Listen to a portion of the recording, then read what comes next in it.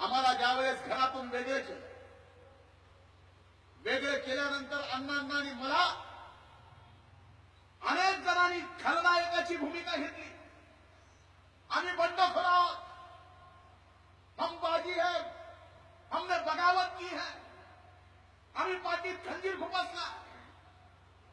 त्यानंतर अनेक निवडणुका झाल्या, जिल्हा परिषद पंचायत समितीची झाली, एक वेगळ्या सहानुभूतीचं वातावरण निर्माण केलं, पराभव पत्करावा लागला। त्यानंतर लोकसभेची निवडणूक झाली, पराभव पत्करावा लागला। पण परळी मतदारसंघात त्या निवडणुकीमध्ये 25,000 मताधिक्य भाजपचं कमी झालं होतं। विधानसभेच्या निवडणुकीत एक सहानुभूतीच्या वातावरणात स्वर्गीय मुंडे साहेबांचं निधन झालं होतं। अशा परिस्थितीत 72,000 मतदान या ठिकाणी आपण मला दिलं, पराभव पत्करावा लागला। आणि त्याच परिस्थितीमध्ये अण्णा आजारी पडले। कधी अण्णांनी माझ्या समोर व्यक्त केली नाही ही भावना, पण त्यांचं मन हे खात होतं की अरे आयुष्यभर कावड कष्ट करून मी घराला पुढे गेलो, लहान्या भावाला मोठं करण्यासाठी हाडाची काढ केली,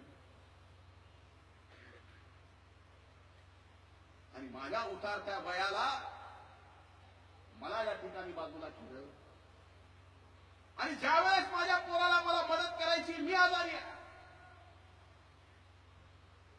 मी बाहेर पडू शकत नाही, कुणाला बोलू शकत नाही, राजकारणात त्याला कसली मदत करू शकत नाही, ही मनात खंत त्यांच्या आयुष्यभर शेवटच्या क्षणापर्यंत।